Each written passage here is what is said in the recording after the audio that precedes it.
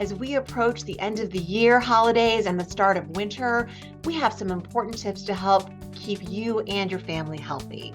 On this episode, we've got Johnson County experts in public health, mental health, and community wellness, all here with great information promoting physical and mental health well-being to help us get through the next few months. Whether you live in or just love Johnson County, Kansas, JoCo on the Go has everything Johnson County. Here's what's happening and what's coming up in the community you call home. Thanks so much for joining us for JoCo on the Go. I'm your host, Jody Hanson, a Johnson County resident and employee of Johnson County government. I am joined today by 3 other county employees who are here with some really good tips to keep us physically and mentally healthy over the coming months. First, I'd like to introduce Norma Katika with the Johnson County Department of Health and Environment. Thanks for joining us. Tell us a little bit about your role. Thank you for having me. I am a registered nurse with the Health Department's Nurse Family Partnership Program. I meet with first-time mothers from pregnancy until their baby turns 2 years old to provide support, encouragement, guidance. It's a free program for Johnson County residents who meet income requirements. Great. Thank you so much for being with us today. Next, I'd like to introduce Sierra Wright with the Johnson County Mental Health Center. Sierra, tell us a little about your role. Yeah, thanks so much for having us today, Jody. So I'm Sierra Wright. I'm a team leader within the Children and Family Services Division of Johnson County Mental Health. And my team specializes in working with youth who are dually involved with both the criminal justice or juvenile justice system on the kids side and also have mental health needs. Great. And finally, we have Allison Smith. She's with Johnson County Park and Recreation District. And same first question, tell us what you do for the county. Hi, very happy to be here today. Thank you so much for having me. I am the Corporate and Community Wellness Coordinator for the district. So I do all things wellness. It's a lot of fun. There's a little bit of different things every day. Every day's a party over here at Parks and Rec. I do community wellness programs. I work with the Kansas City Corporate Challenge team as well and do a lot of corporate and community wellness and employee wellness with their employees. And then I also do employee wellness for our employees over here at JCPRD. And it's a lot of fun. I love it. All of you sound like you've got great jobs within the organization and are really benefiting the community and employees. So thank you for that. Norma, let's start with you. Over the past few months, we have been hearing a lot about RSV, in addition to maybe some other viruses out there. So let's start with RSV. Tell us a little bit about that. Who does it impact, and what are some of the symptoms to look for? Great question. RSV is a respiratory virus that typically infects most children by age 2 and can cause serious illness in infants, especially preemies and older adults. However, this year we are seeing children of all ages and adults being infected with RSV. The usual symptoms include runny nose, decreased appetite, coughing, sneezing, fever, wheezing, or difficulty breathing. So are there certain levels of severity depending on the person? Yes, the person's immune system is taken into consideration, and it's depending on that, on age, on medical history, the virus can affect you differently. Okay, great. Thank you. So hand in hand with that, we still have COVID-19 in our community. And it's winter, so we also have the flu to deal with, like many other winters. So kind of looking at all of those, what levels are we seeing here in Johnson County right now, and what can we expect as we continue to go through the winter? Typically, we see a lot of influenza cases right after the holidays, January and February. This year is different. Flu cases took right off after Halloween, and we have yet to see a decrease. Therefore, we could be in for a long flu season. COVID-19 and RSV are circulating too. All 3 of these illnesses can cause serious illness and hospitalization in high-risk individuals, which could really strain our healthcare system this winter. All 3 of them at the same time is what healthcare officials are calling a triple-demic. Yes, I think I've seen that phrase, and it sounds like something that we want to do our best to protect ourselves from.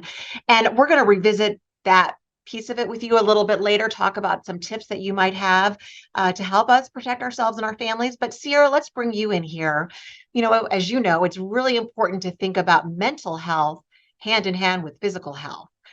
We are in the middle of the holiday season, a very joyous and happy time for some, but not for everybody. So, can you talk a little bit about that? Absolutely.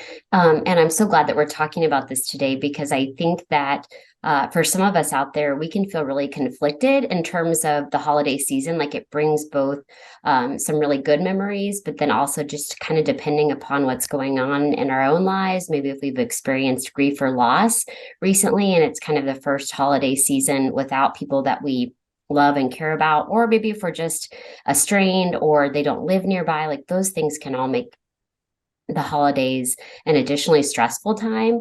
And I think that things like social media, right? Like for me as a mom, like the mom guilt is heavy in terms of like doing all the holiday things and feeling pressured to do that. So I think that there are a lot of contributing factors like social media, as well as financial stressors of, oh my gosh, did I get this gift? Did I not? That can contribute to some of those feelings of being stressed out and overwhelmed. And like I said previously, I think grief and loss is a huge piece of that. I know, again, for me personally, this is going to be my first holiday season without my grandmother, who recently passed away. And grief hits you just in the weirdest moments and when you're not even expecting it. And so I experienced that recently myself, like doing Christmas cards. And I was like, oh my gosh, I don't have one to send to her, and just kind of the processing of that. And, we used to always give a hard time because she would take like 20 years to unwrap one gift because she was of the generation where of the Great Depression, and so you saved everything. So it took like so long to unwrap one gift, but really missing that. So I think that the key too is like giving ourselves grace and knowing that we're not alone in that struggle, that others might also have a hard time this holiday season. Boy, I really appreciate you sharing that, especially sharing that, your own personal loss with us. And I'm sorry to hear about that. I don't think it's ever an easy time to have a loss, but the holidays sometimes can make it even sadder for us. So, Sierra, what are some warning signs that you could suggest for us to look for, either within ourselves or within those around us, coworkers, friends, family, that somebody could be, experiencing a negative impact because of the holiday season? Great question.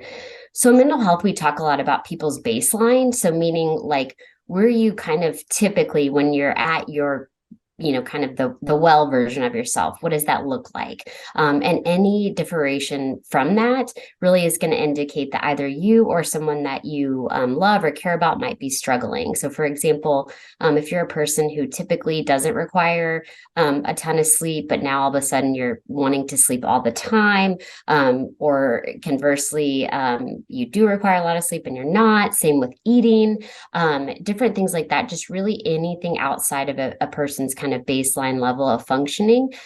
Veering from that would indicate that something's going on. It's worth asking some follow-up questions and maybe just even sharing, hey, I've noticed that, generally you are in a pretty positive mood, and recently it just seems like you're more upset. Is there anything that I can do to best support you? Just kind of inquiring in a non-judgmental way. And then, what about physical appearance? I could see that maybe changes in physical appearance might be another warning sign. That just sort of popped in my head. I don't know if you have any thoughts on that. No, absolutely. I think the same is true. So I don't mean to have a diss on teenage boys, but because that's a population that like I typically work with. So we know, right, that showering can be a challenge. So you have to really look at like what's age appropriate and where is someone's baseline. So if your child maybe wasn't one that was showering a ton to begin with, coming, from those self-care pieces.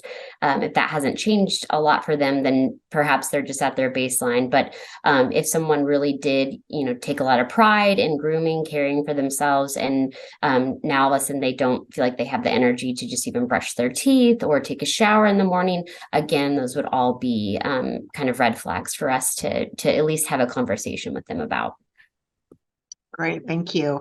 Allison, I'm really glad you're here with us today because, I believe that participating in physical fitness or other activities, maybe getting you around other people, maybe they're not problem solvers, but certainly they can be tools in our toolbox just to help us feel better. So, whether that's physically or mentally or both. So tell us a little bit about your perspective on that. So moving is always great. You always got to move more. I know I have days where I have to pep talk myself because I get seasonal depression, especially around the holidays as well. And just move more, moving. And we all know the benefits when you move and when you exercise, you increase all those additional stimulants that naturally make you happy. And then taking care of yourself, just keep moving. And that's some of the best things about moving. Also in the winter months, getting outside has also been a great benefit. It may be cold, but it's okay to bundle up, take an extra long route to the mailbox, or maybe take your dogs on a longer walk as long as they have the protective paw wax or little snow boots. I know mine have winter coats for them because we don't have human kids, we have dogs. But just moving. And then if you can't get outside, some other benefits are making sure you get your vitamin D, sitting in the window. You guys have ever seen your cats or dogs just kind of lay in that sliver of sun through the window? Go do that. Do what they do. Go lay with them. Getting that sunshine is going to help as well too. Also, a lot of people are hosting holiday parties. Some people might feel guilty about not making it to the gym because they want to clean all the baseboards that they know everyone's going to look at when they come over to your house. Aggressive house cleaning also counts as a workout. As long as you are moving and you get your heart rate up, that's all that counts. Just move more. Maybe take an extra couple flights of stairs in your house. Anything you can do to move and just keep moving. And I know with the mental health aspect in moving, if you do see someone that's down, maybe invite them to go for a walk around the building at work. Maybe invite a neighbor, check in on your neighbors as well too, especially during this time of year. But just go for a walk. You'd be surprised at what a simple walk can do to change the mood. That is some really great advice. And what I'm thinking about is that some people might, be overwhelmed about going to the gym or doing a big intense workout. And it's just building in some of these things that you're talking about, like making a little bit of a longer walk. I know that I always try to park in the same spot in our parking garage up on the third floor to make myself get some extra steps to and from my car to the office. And that way I also don't have to try to remember where I parked. So that works for me. So it can just be building in these little habits just to get you moving more, right? Correct. Yeah. And anything you can do, even if it's like, oh, I'm going to go to my basement and go do this part of the day, but anything helps. If you trick yourself and I'm going to continue printing things on the printer and I'm going to walk all the way down the hall and get that, come back and print another page individually, that's okay. Whatever you can do to trick yourself. I know a lot of us have those smart wearable devices. Some of those you can adjust the timer settings to where they send you that reminder to keep moving. But don't ever feel guilty about not moving. It's okay to have a tough day and take a break as long as you can keep moving later. Well, and Allison, I know that in addition to the kind of the things we've been talking about here, JCPRD has so many options for people to get moving, to get outside, to get together, things like that. So I know we don't have enough time for you to talk about everything, all the wonderful things that JCPRD has, but what are some of the opportunities maybe this winter over the coming months you'd like to highlight? So I was prepared for this, and anyone who knows me knows that I could talk for days, but I highlighted a few programs I really want to touch on that I'm really excited about. JCPRD does have some exciting holiday programs. One of the coolest ones we have coming up is our Caring Hands Knitting Group. This is over at Roland Park. is a free program. You can get free knitting lessons, but this group will knit different like hats and scarves and gloves, and they will go out and give them out for free in the community. And so we've got some volunteers that work at soup kitchens as well. They'll come in it and they will leave with a giant box of hats and mittens, and they can give those out at the soup kitchen as well too. So that's something else that JCPRD's been doing as well.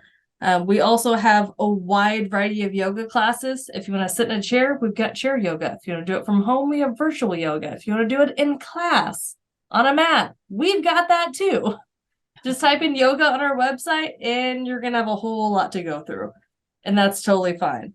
And then Ernie Miller's also doing some awesome stuff, including a full moon hike. And it's not at midnight. Don't worry. It's just evening time. But Ernie Miller has some really cool things going on over there. So if you just get on jcpurdy.com, you're going to see a whole bunch of the fun things that we've got going on. Those all sound great. And plus, you also have all the parks and all the trails, and those are open. I think the hours change, but those are open throughout the winter, right? That is correct. And our parks crews have been diligently working to make sure those trails, the paved ones, are cleared. I know we have staff that work in the weekends that will go out and plow those trails and make sure that they're safe for pedestrians. But we do have all of our winter hours posted on our website right now. And on our rainout line, you can see any park closures as well. Well, great. We have a lot of options, so appreciate that. So we talked about that in our toolbox of things that can help us do what we can to stay healthy physically and mentally over the winter, moving activities, things like that. Norma, from a public health perspective, could you talk about some of the other ways we can protect ourselves over the holidays and the winter time? Sure. The most important thing you can do right now is get your flu and COVID-19 booster if eligible. These vaccines will protect you from getting really sick and reduce the strain on our healthcare system. Even if you've had flu or COVID-19 recently, we still recommend getting the vaccine as natural immunity wanes over time. There is also the possibility that you may get infected with more than once by a different strain. So if you've recently been ill, talk to your healthcare provider about when it is a good time to get vaccinated. Other things you can do to stay healthy: wear a high quality mask in public places, wash your hands frequently, especially true with our kids. I'm a mom myself, hard to get them to wash their hands all the time, but it's something so simple that can really avoid and help prevent illnesses. Wash your hands, especially after using the bathroom or changing a diaper, before and after eating. Disinfect frequently touched surfaces like doorknobs, telephones, remote controls. And please, if you're sick, please stay home.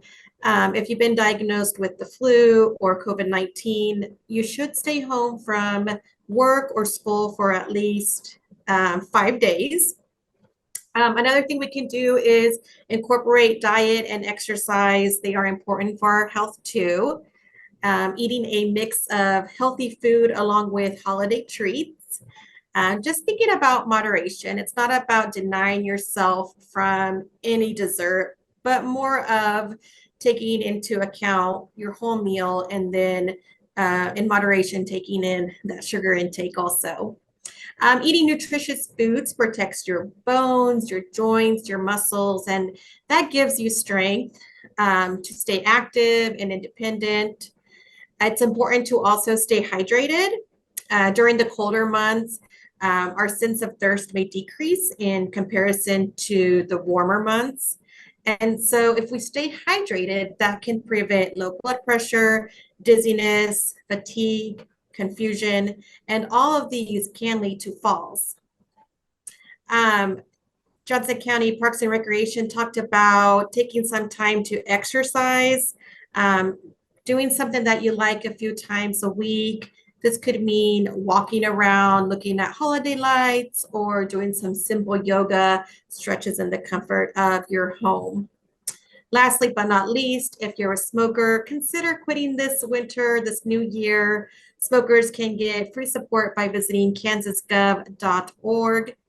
kansasquit.org, or calling 1-800-QUIT-NOW. And that's just such great information for us to keep in mind as we get through the next few months. Are there any specific programs or services that the Department of Health and Environment offers? Any resources that you want to highlight? Maybe information about vaccinations? Is it too late for people to get some of the vaccinations that might protect them this winter? It is not too late. Flu season is on the rise. We keep giving those vaccines up until June. And here in the health department, we're open Monday through Friday.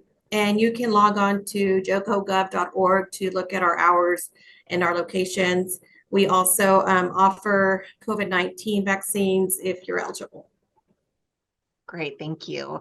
And then Sierra, kind of a similar question for you. What tips do you have for people to sort of do what they can to help protect their mental health over the holidays throughout the winter, maybe in addition to a couple of things you've heard today? Yeah, absolutely, Jody. So I think one of the things I mentioned earlier, in terms of giving yourself and others grace, and to know that it's okay to say no to certain things. So I really encourage people to establish boundaries around the holidays. Well, all the time, but the holidays, especially around financial things, around just which gatherings are you going to prioritize? Because I know feel like you get pulled in every different direction. For me, again, personally, I have two young little boys, and like it seems like their daycare is having lots of fun spirit weeks, but every day is like something different. And I literally just like, I don't know. And it's okay. If they don't wear the ugly sweater that they're supposed to wear to school tomorrow because I forgot. So give yourself grace. Know that you don't have to do it all. Know that it's okay to reach out. And I think, as we mentioned earlier, like exercise, sleep hygiene, eating nutritious meals, like all of that, all those pieces that go with the mind-body connection are so important. And, Sierra, what resources do you want to quickly highlight that Johnson County Mental Health Center provides? And maybe what's the best way for people to connect with you if either they or someone they know might need some help right now? Yeah, so certainly we have our 24/7 crisis line. So that number is 913-268-0156. And that is answered by mental health professionals 24/7, 7 days a week.